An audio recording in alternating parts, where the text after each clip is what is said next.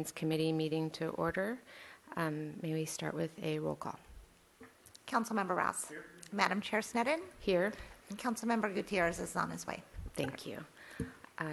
Do we have any public comment for items not on the agenda? Okay, thank you. Then with that, we will begin with item 1.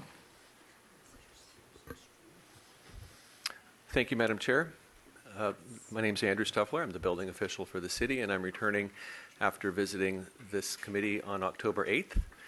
I'm going to go through the same PowerPoint, but very quickly. If you have any additional questions, I'll go back and review the slides. But just in case someone from the community is watching this and they want to be able to understand the context, they'll have it.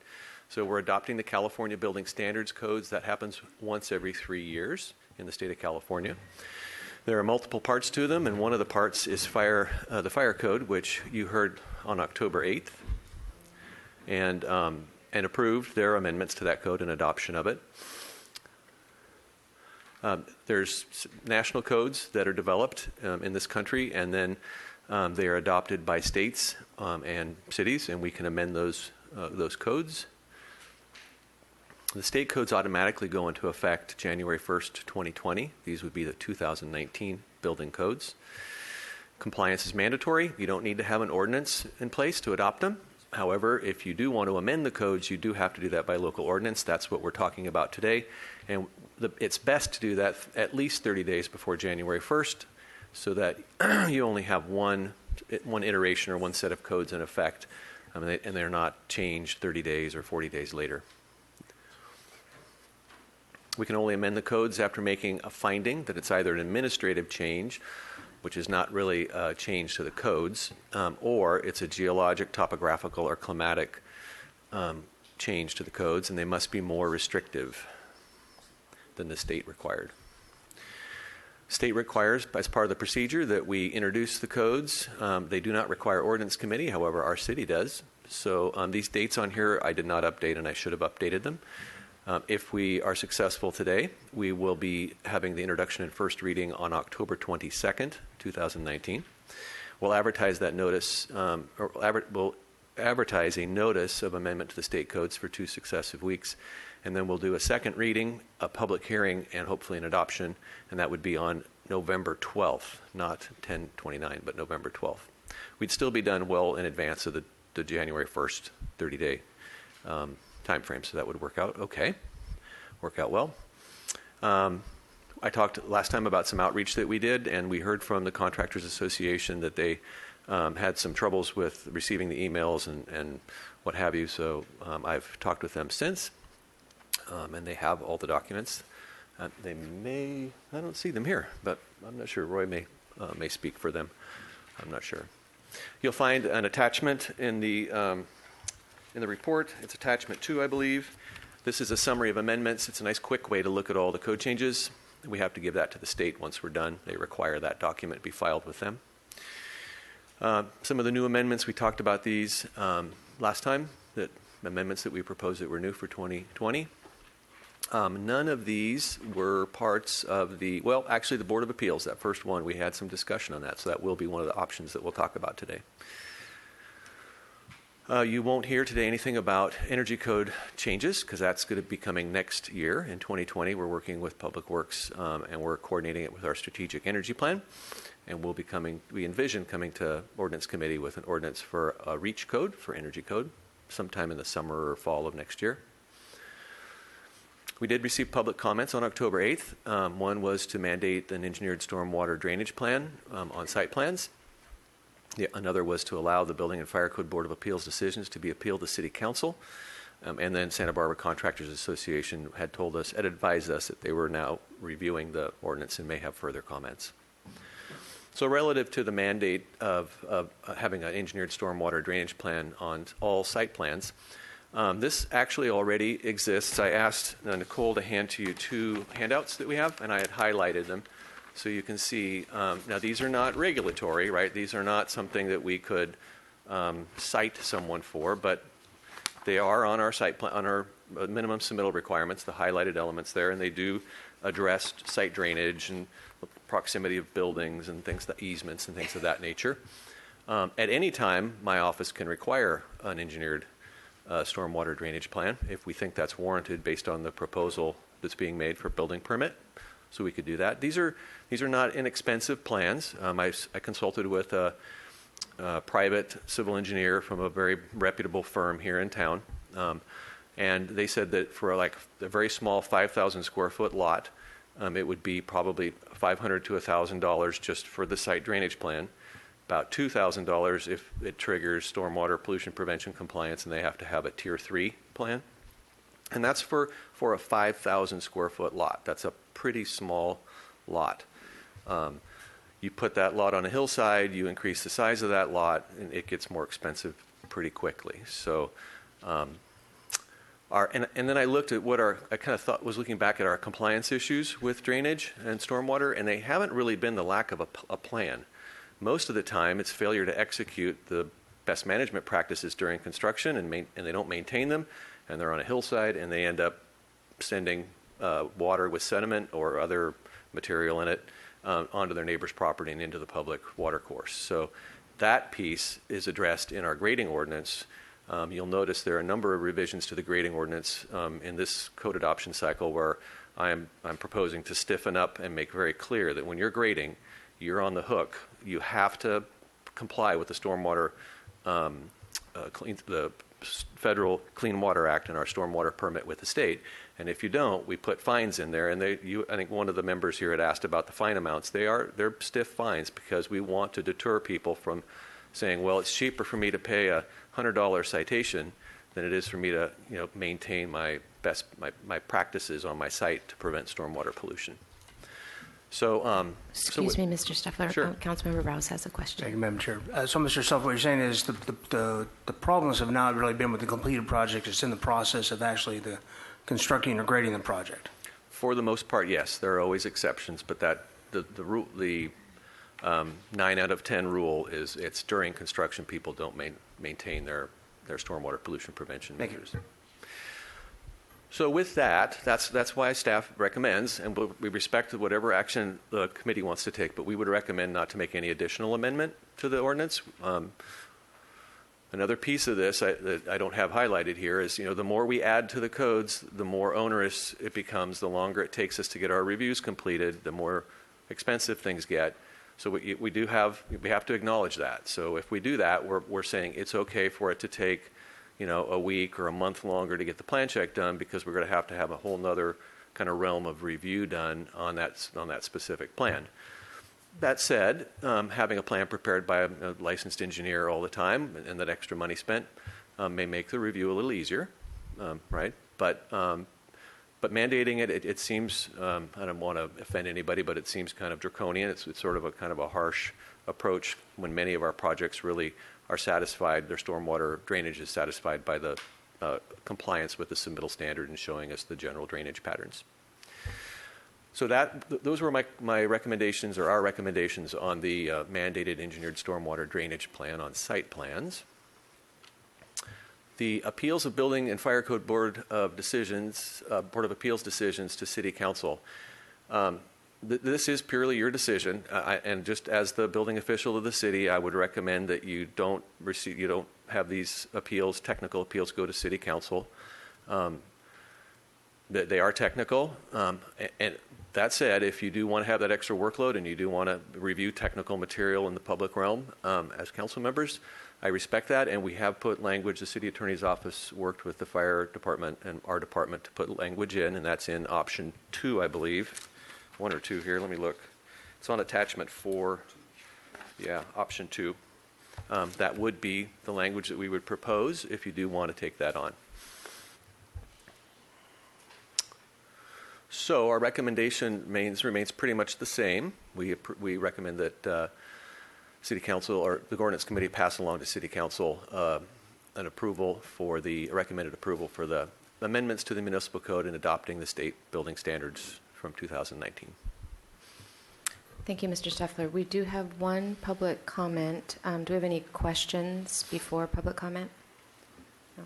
I have one question. The difference between option 1 and option 3, the language is the same, they're just in different sections? Thank you for pointing that out. So option 3 is a companion to option 1. If you choose option 1, we're going to also need to adopt option 3. It deals with the single-family homes, unless we can make a finding or have some basis for saying it should apply to multifamily and commercial properties, but not to residential. I see. So it's 1 and 3, or 1, 2, and 3, or 1 and 3 need to go together for consistency. That's correct. For the Yes. reasons you just mentioned. Okay, thank you. We have public speaker Roy Harthorn. Madam Chair, Ordinance Committee,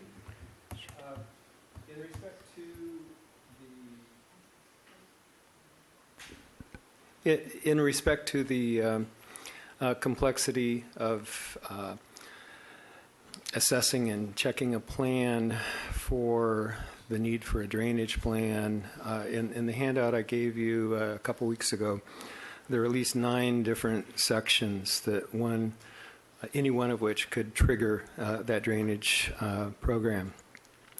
My thinking is that rather than plan checking 9 different items, you have a blanket requirement for the Hillside District when you have a certain size of project, and particularly ones where there are SWIMP projects. And SWIMP, I want to distinguish between them and a stormwater drainage system. SWIMP is strictly a water quality issue, as is the BMPs. That's during construction.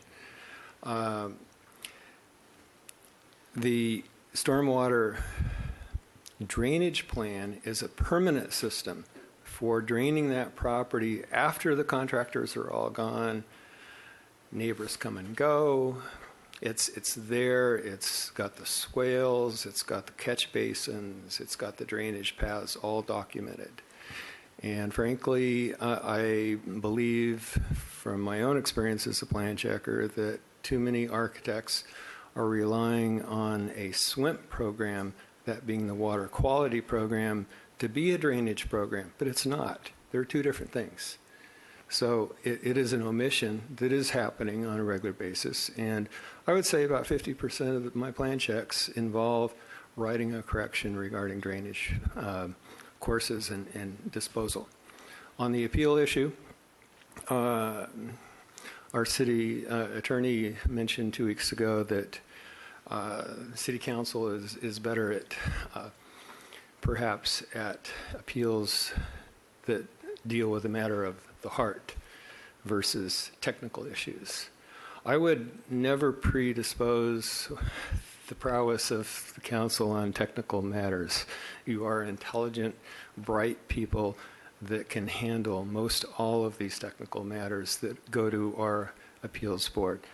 Nor would I overestimate the matters of the heart that the technical board, the appeals board, can handle.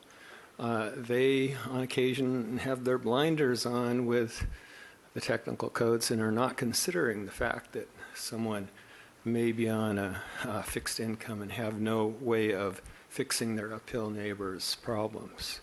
So I think it is well said to give council more credit and the opportunity to hear the full picture of these appeals, because they do involve issues that you hear all the time in other appeals of other boards.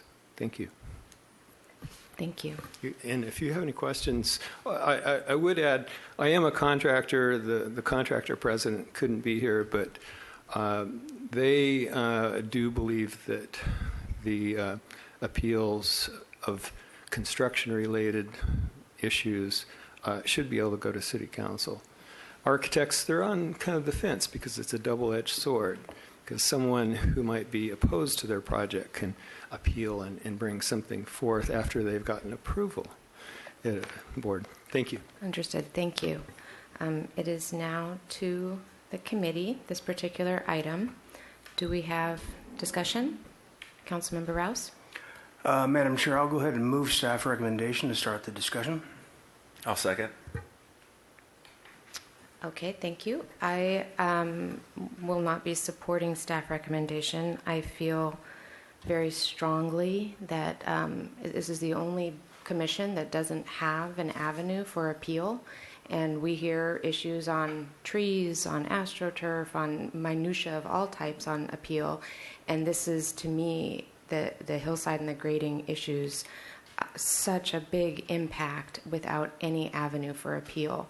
So I'm not in favor of, I mean, perhaps we don't need the full suite of 1, 2, and 3, but to me, either we can appeal this decision or it needs to be, in your words, more draconian. Maybe not for that small of a size of a lot, but on the hillside district, I've just in my short time on council seen it go awry too many times to think that the system as it is right now is effective for that hillside district.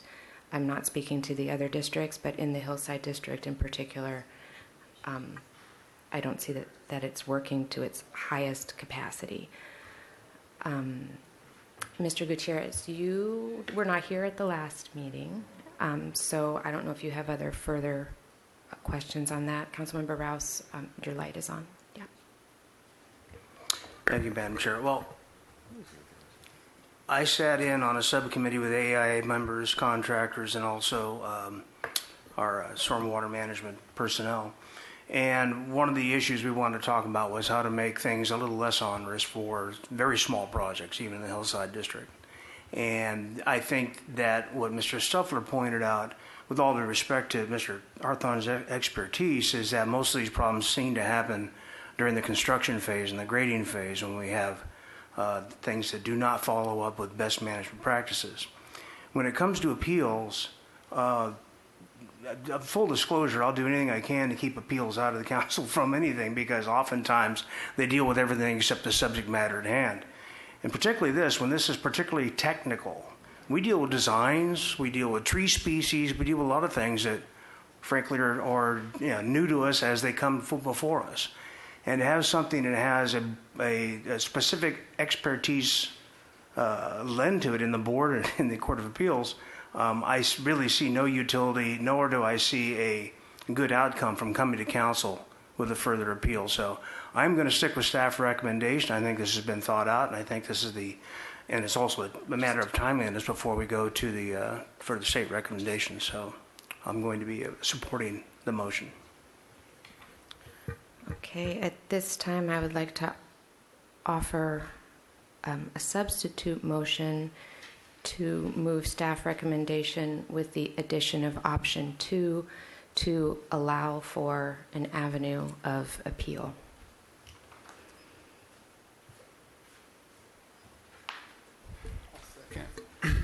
And that substitute motion has a second. So we will take, unless there's further discussion, we can take a vote on that motion. Councilmember Rouse. Well, I'd just like to repeat that once again, these are very, very technical matters, and they go, not to denigrate any of us or our ability to act or judge engineering standards, but I think it's something that we'd be complete out of line. Mr. Kalan, you seem to like to have a comment. Well, only almost a personal privilege. I didn't appreciate Mr. Hawthorne putting words in my mouth. I never suggested the council wasn't competent to review the technical information. The question is, how do you want to spend your time? The staff have suggested that the appeal be on the record. That will prevent appellants from sandbagging the Board of Appeals, meaning if they have any arguments or facts to present, they will have to present them to the Board of Appeals, not end run to the City Council. But my concern wasn't with your ability. It's a question of what a legislative body is best suited to do.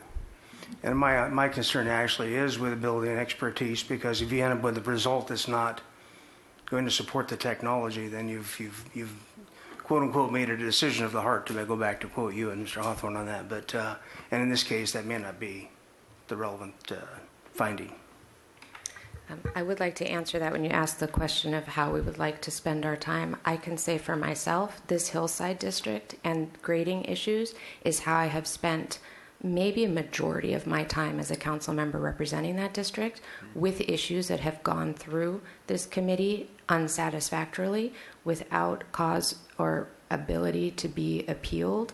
It has been not just a come lately at the last meeting frustration for me, but a continued frustration representing that district of the number of issues I hear, not about fire codes, not about minutia building codes, but specifically about this grading issue. And how I would like to spend my time personally is addressing that specific issue. So if we're not going to go draconian, then I would like the option of being able to, as a council, hear what it is about the grading in particular that residents are feeling is not being addressed when they have flooding on their property, when they have changed drainages that are affecting them substantially. So I think if there's not further discussion, we can vote on the substitute motion and go from there. Let's have a roll call vote. Councilmember Gutierrez? Yes. Councilmember Rouse? No. Madam Chair Sneddon? Yes. Thank you. Thank you, Madam Chair. I would like to point out that with that decision, then we will amend the fire code. I was talking with the fire marshal. We'll amend the fire code, which is item 2. If you want to hear that item, we can. We have the fire marshal here to present it. Otherwise, we can just take that together and save you the time of having another hearing item. I'll take comments from fellow council members, but I'm satisfied with the presentation from last week and that we're being consistent with the changes. So if that is amenable, do we need to take a vote on that? That we are including the fire code? I would recommend that, yes. Option 2 as a separate motion or as an amended? Separate motion. Separate motion. Okay. So for item 2, Move item 2. move item 2 with the addition of option 2. Yes. From item 1. Yeah. Second. And we'll take a- Councilmember Rouse? Aye. Councilmember Gutierrez? Yes. Madam Chair Sneddon? Yes. Thank you. So we will now move on to item 3 when we're ready. Hearing storage of personal property in public areas.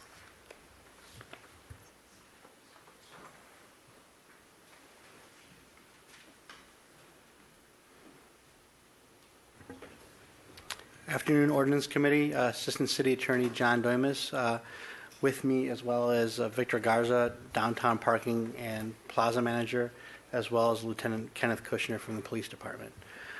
Today we are presenting a proposed ordinance regarding the storage of personal property in public areas. There is no law that requires a city to allow storage of items, accumulation of items in public spaces. That has been addressed in many cases. I did cite to one case in your report, Roulette versus Seattle. And the reason for that is the first bullet point and the policy concern of that is that it is both a health and safety issue in terms of unattended and stored personal property. It can block ingress, egress. It can be a health concern considering what is stored, if it can create attract vermin, and et cetera. But at the same time, there needs to be a recognition of a balancing test. And that's what we have here, that we recognize at the same time there is a need for individuals to retain storage of items in the public space. We also recognize that in terms of how this ordinance is being presented with that recognition. And so I'll go on to the next slide. So the purpose of all this is not to criminalize such behavior because of that. That's part of this balancing test. It's to basically abate violations, the storage and accumulation of property in the public, and to ensure due process rights when we need to abate these violations, that we are not immediately seizing and destroying such property. State law regulates the process for storage and to restore or allow people to retrieve personal property found.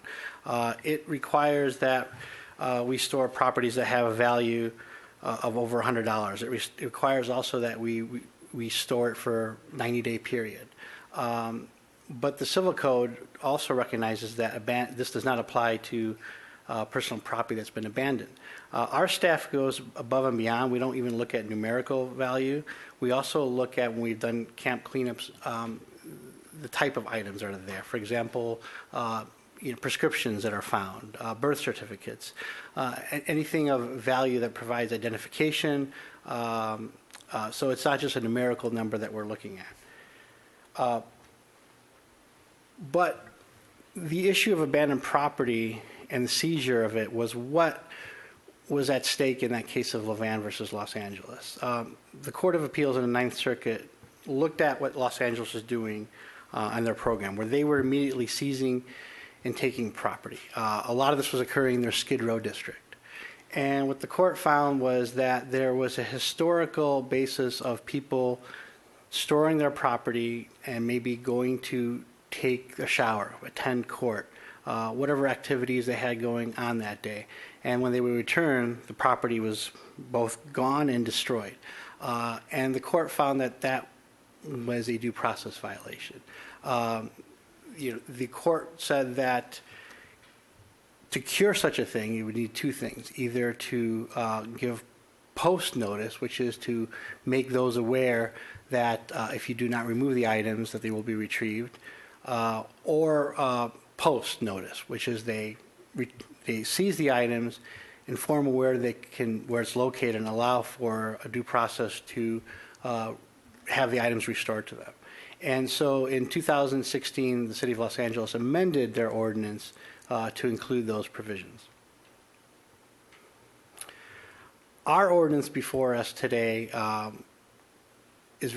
recognizes the need for due process. But we first look at what do we define as storage. And in the Levan case, they were immediately seizing the property. So we define it as items being left unattended in the same location for more than 4 hours. And 4 hours was chosen for various reasons. We recognize in the Levan case that people may need to attend court or to go take a shower. So we balance that, and balance, again, is a key word I'm using in this presentation. At the same time, we have to be, we're looking at it as an abatement ordinance. So we need to have staff available to also be able to retrieve the items and store it. So we felt that 4 hours is a equitable balance. It prohibits storage in defined public areas, and it also, this ordinance prohibits excessive amounts of personal storage. So the ordinance specifically gives an example of what that would be, about the size of a large capacity backpack. This ordinance, what it doesn't do, it doesn't apply to storage on public property or property that's not controlled or owned by the city. So that could be county property. It wouldn't apply to those locations. This doesn't apply to mobility devices, whether it be wheelchairs, bicycles, walkers. And it doesn't apply to property when there's a permit or an ordinance or a statute authorizing the placement of such property. As I talked about the noticing requirements, the ordinance requires 4 hours written notice. Once the 4 hours of written notice has been given, the pre-notice as we define it, staff can then abate the violation, impound it, and store it for recovery of 90 days. The ordinance also gives clarification of what true abatement is. And so with that, moving something 300 feet away, moving it just a couple feet down, it doesn't constitute true abatement of the ordinance. The ordinance also allows for immediate impoundment, so without pre-notice, but does not negate the fact that the city has to give post-notice, meaning that once the item is taken by city staff, that we will leave behind the post-notice requirements. So what would qualify something that we would be taken immediately would be any property that poses a threat to health and safety, as evidence of a crime, contraband. It blocks pathways of the streets, sidewalks, driveways, loading docks. Is left behind during the closing time of locations, for example, as parks, or is left in a public area that we have signs posted that say that unattended property is prohibited, which I'll get to in a moment. The written notice for both pre and post have specific requirements that are outlined in the ordinance. For example, where the property was seized, where it's being stored at, the time and date it was taken. So it allows at least a person who owns the property to be aware of either in pre-notice that the property is going to be taken away, because it also will include noticing that this will be taken away within this time frame, but also post-notice of where it can be retrieved at and obtained. There's no storage fee that will be charged for holding on to these items, and we also don't require an ID. So, for example, a person can describe the items, the location, how they stored it, you know, do they have it covered up in a specific blanket, a specific backpack, whatever it may be. As I mentioned earlier, there are areas that we would not allow to be left in public with a sign if we had a sign posted. The analogy on this is kind of akin to think of maybe a airport terminal where you do not want stuff left behind that pose severe, significant health and safety issues. And so the first step to determine where we would locate a sign would be both the police chief and public works director or their designees consulting on where would be specific areas, right? And areas that we would consider are vulnerability to either our infrastructure or that would cause significant harm if, for example, an explosive device was placed there. Really sensitive habitat or environmental issues, areas, or even where, again, infrastructure that would really affect it, right? And then the final would be that areas that have been continuously have faced, you know, storage or dumping to address that issue. And the signs will be in English and Spanish. To give sufficient notice, we've placed in the ordinance that the signs will only regulate in a 50-foot radius, and if to go beyond that would be another sign that would need to be posted. And then again, once it's retrieved by city staff, any unattended items in that location, we would still, of course, leave behind post-removal notice. Enforcement on this, again, as I stated on the onset of my presentation, is abatement focused, right? It's not to criminalize this behavior. It's not to criminalize someone coming and just leaving behind their items. It's very limited in situations where a person's either interfering with the abatement process or they've been given notice and opportunity to abate. Simply leaving a property behind and just unattended without either given an opportunity to abate and a warning or not interfering is not a crime. So that is very, very key on this. We are not looking to criminalize this behavior, these actions. What we're looking to do is to abate for what I said in the beginning, to address health and safety concerns. And I'm open to any questions that the committee may have. Thank you. Councilmember Rouse? Thank you, Madam Chair. Mr. Duemas, so you mentioned that it doesn't apply to storage on private property. If someone were to remove items from their property, do they face any of the same legal restrictions that we would if we're removing things from public property?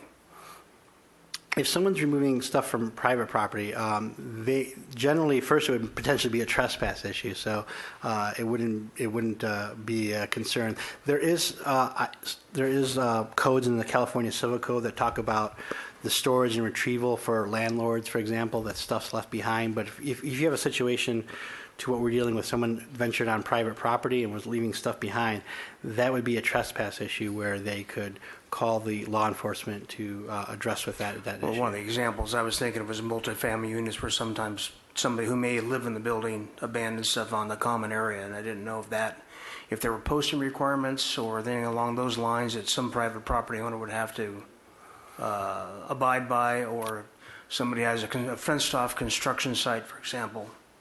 Just thinking about real-world examples that I've had. Sure. The construction site would apply where someone just left storage there. It would be a trespass issue. They call the police. If it dealt with a former tenant or an issue like that, leaving stuff behind, that would be something under the California Civil Code, which they would hold this. They could provide the stuff to the police department. They have options under the California Civil Code in terms of a safekeeping option. And after a 90-day period of being given notice, it can be either sold or destroyed. And in terms of the 50-foot posting radius, do we have any other thing that we do by posting in codes that also has 50 foot? Was that specifically for this ordinance, or is that Like, for example, when we say we want no smoking in areas, public areas, is that every 50 feet as well, or Sure. is this? What is the logic and the genesis of that? if you Sure, would? Chairman Sneddon and Councilmember Rouse.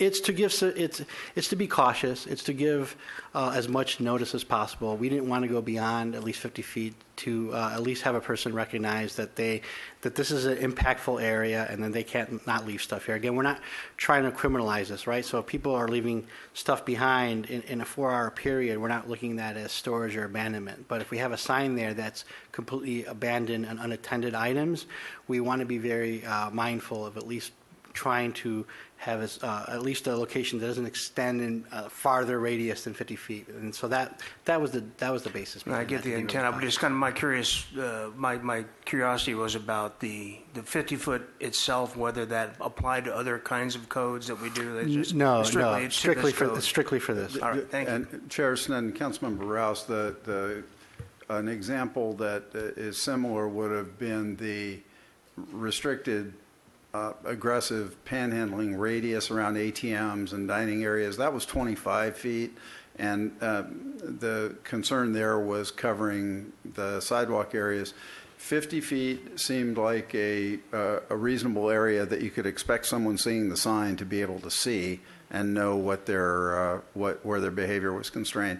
But I want to reiterate a couple of things Mr. Doimus said. First, the very last provision of the ordinance, which is Attachment 1, was modeled from your sit-lie ordinance, and it requires a warning and the opportunity to remove goods before anybody is cited. So as Mr. Doimus said, we've paid special attention to avoiding criminalizing people and focusing instead on our ability to abate the nuisances that are created in a reasonably prompt way.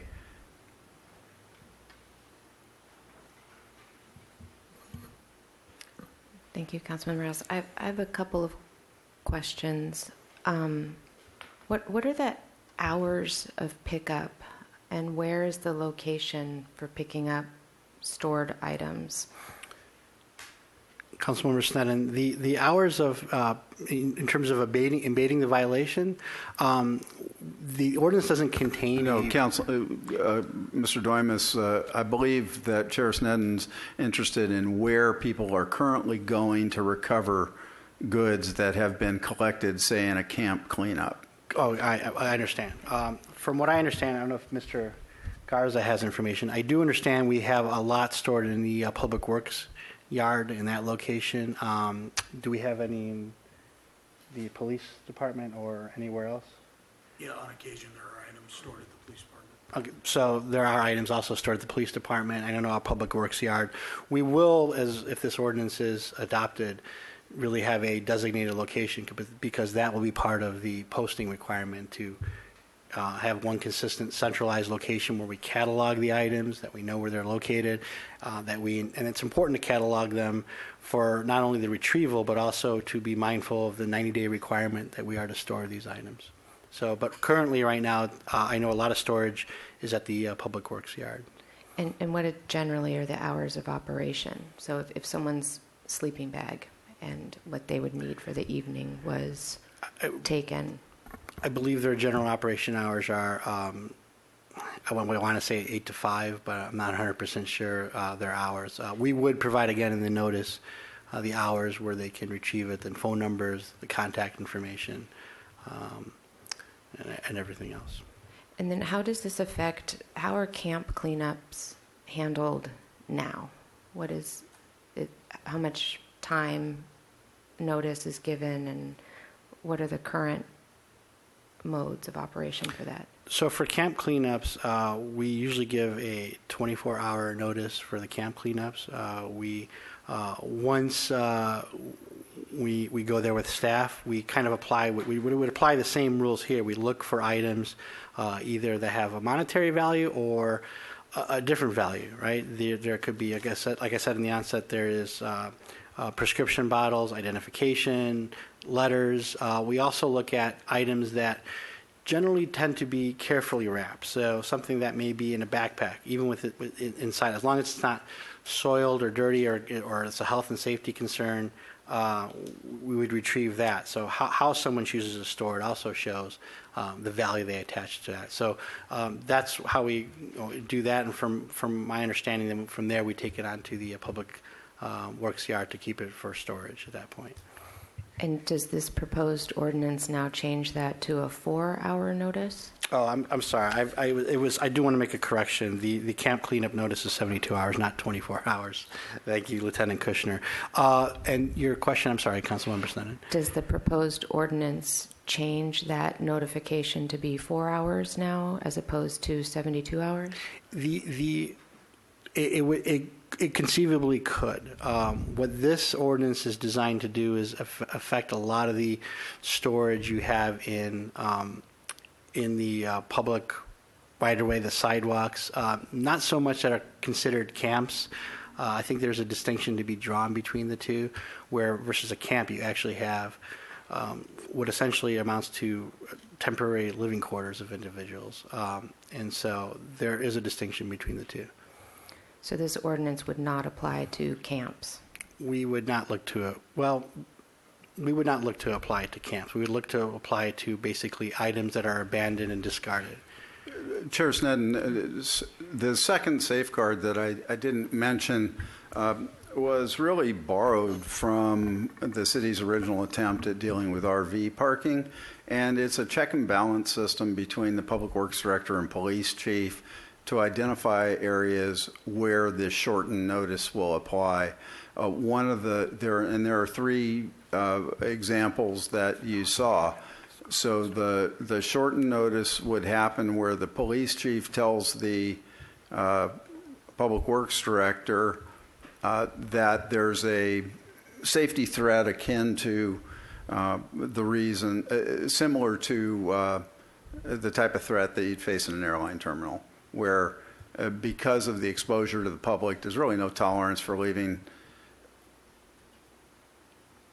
parcels large enough to conceal a mass casualty kind of weapon. So that's number one. I could imagine, for example, areas immediately adjacent to the courthouse, entrance to the courthouse, where you wouldn't want large packages, potentially bombs, to be left sitting. So what we've tried to do is scale the response to the area that we're talking about and do so based on documented professional opinion of your police chief and public works director with the reasons narrowly circumscribed that they can post this 4-hour notice provision. So as Mr. Doima said, the posting could overlap camp cleanup areas in those areas where the camps are posing a threat to environmental health, or in areas where the camps have become chronic nuisances. But it's not there isn't a plan to go out and post signs everywhere in town.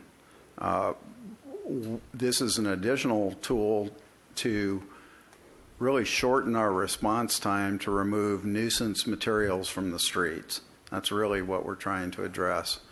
And you've heard me say before that in the context of people who are forced to live outdoors, we have really three categories of issues to be concerned with. The behavior of those individuals, and we've learned that there is no general stereotype to be laid upon people who are unhoused. People who are unhoused for all kinds of different reasons. And so I don't have a body of law that tells you that homeless people need to be kept out of neighborhoods because they tend to do bad things. That's the kind of stereotyping and, frankly, bigotry that was aimed at everyone from gypsies to Armenians to Jews. So that's not what we're talking about. The other aspect of people who are unhoused, though, is their possessions. And this ordinance uses 4 cubic feet as the amount of property a person can carry. The origin of that number is pretty simple. It amounts to 113 liters, which is about the biggest backpack you can get at REI. So we're not trying to stop people who are unhoused from taking their possessions with them, but there is a point where enough is enough in terms of storing it in public, and that's what we're trying to define in as humane a way as we can. Remember, too, that when people are deprived of these possessions, they're not going to be destroyed. They're going to be retained for 90 days, and they can be recovered. So that's the general sense of what we're doing. So I wanted to mention that the 4-hour posting areas are very strictly circumscribed. And as Mr. Marin may tell you, when we had a similar law for RVs, the administration of that law was closely monitored by the public through public records requests to understand the interactions between the public works staff and police staff. So our staff will expect to execute that law in the bright sunlight of public scrutiny. And if I may, Councilmember Sneddon, I do want to add one more thing. The camp cleanup center requirements aren't based on any ordinance. It's a policy that we drafted, as well as in terms of how we identify valuable items.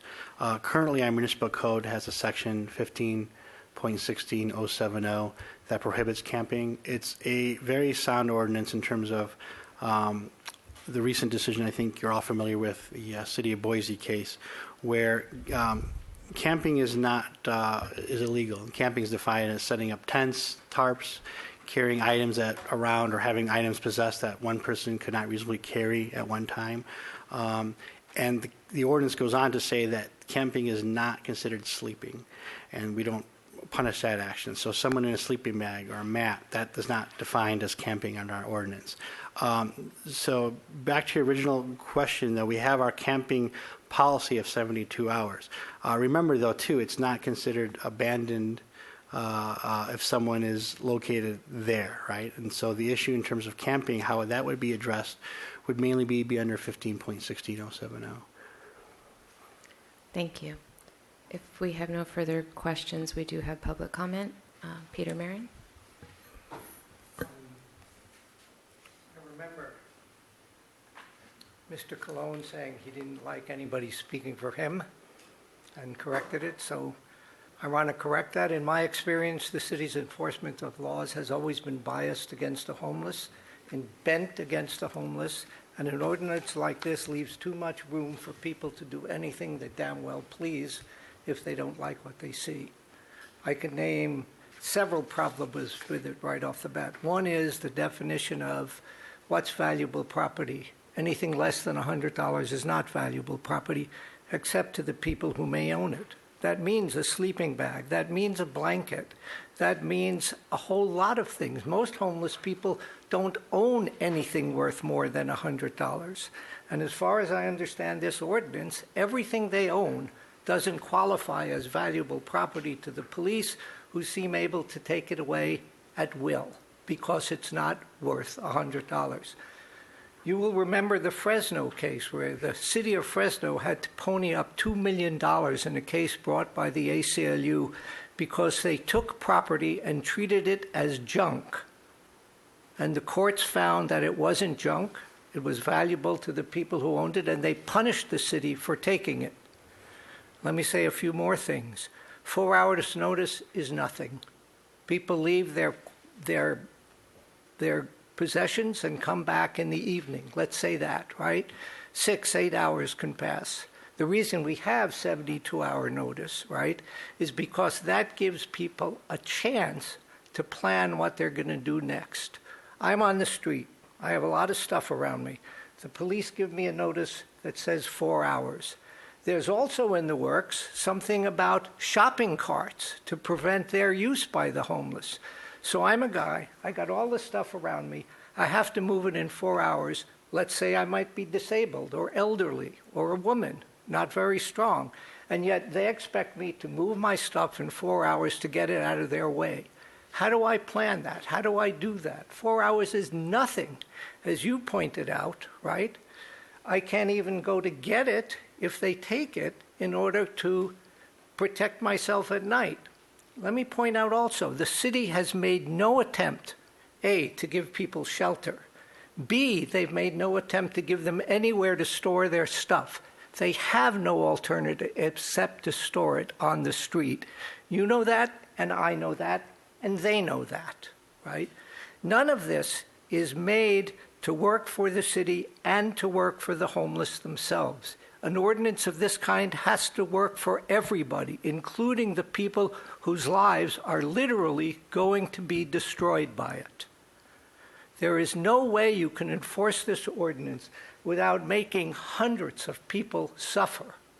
And you and I both know when it's arbitrary, when the city has the option, when they have the choice of when to enforce it and when not to enforce it, there's no constraining them. You're just depending on the city's goodwill towards the homeless.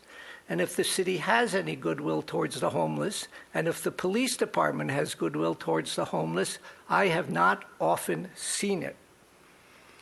I don't know any exceptions being made for the disabled who need more than 4 hours to move from one place to another, especially if it has to be 300 yards away. They have to find a place where they won't be disturbing anybody. They have to find a place where they'll be out of sight.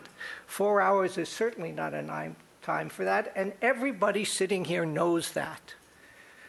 Anything else? A whole lot of other things. You're slightly over time, Mr. Mayor, so if you could give then us I'll your stop. final. But if you have any sense, you will send this back for study or question it more, because it as exists, it's not an ordinance, it's just permission to do whatever they want. Thank you. Thank you. It is now to the committee. Do we have discussion? Councilmember Rouse? Thank you, Madam Chair. I'm doing a comment. Comments All right, first. very good. So I disagree. This is targeting people. I'm very upset with the media. You can laugh if you like, Mr. Mayor, but the first thing I thought about was all the West Side meetings I've been to where people are complaining about the fact that people leave furnishings, mattresses, and whatnot sitting on the sidewalk. And I have a number of constituents on the Mesa who have neighbors who feel like the public street and sidewalk is also their personal dumping ground. So it's not just about people who may or may not have shelter. I don't think this relates to this at all. We do have situations where tourists come into town, they have backpacks to leave, and maybe the backpacks are too big for the lockers in the train station and whatnot. But once again, you have security issues, you have a health and human concerns, certainly around the courthouse. Here in City Hall, we've called a number of times on packages that have been left unattended in City Hall. You know, fortunately, that doesn't usually come to fruition that it's a problem, but it could do, and you have to consider that. It's a pretty wacky world out there. The personal property, or I should say the public right-of-way is not a storage space. The public right-of-way is the public right-of-way. It belongs to all of us. It belongs to people who are housed. It belongs to people who are not housed, but it's not where any of us are allowed to deposit and leave for a certain period of time our personal belongings. In terms of our police department and our city and the amount of compassion that's here, I do take issue with some of the comments that were made, because this is a compassionate city. We have nothing to be ashamed of ever. And I think that we're doing the greater public good by removing things that may in fact have biohazards, may in fact attract rodent activity, may do things that none of us on any level, any socioeconomic strata want. So this is the right idea. I think it's going to be restricted to those areas that we post. If I'm correct, Mr. Doimus, is that... Chair Stenham, Councilmember Rouse, the immediate removal will be in areas that we post. The general ordinance then outside of those areas would be 4 hours left unattended. And I do know that we have also a contract with our waste hauler. It does things like picking up large goods and things that are virtually abandoned but called in for that kind of purpose. Correct, So- yes. And again, the emphasis is items left unattended. Right, so this isn't about targeting a specific group of people. This is in fact about the materials themselves. So I, Madam Chair, am in favor, and I will move staff recommendation. You're very quick with the motions today, Mr. Rouse. I'll second. Okay. Well, I'm still in discussion mode myself. Before we vote, I do believe that the city and the police department really have extreme goodwill for the homeless. I've seen that many times. However, I don't believe we are ready for this level of an ordinance until we've addressed a daycare center, storage facilities possibilities. I just don't understand where people are supposed to go and what they're supposed to do. I'm concerned. I certainly don't want things stored on a sidewalk. That to me seems an easy ask. I think getting into posting and 50 feet and if we believe something is dangerous, a package that might have explosives or something in it, we call the police and it's investigated.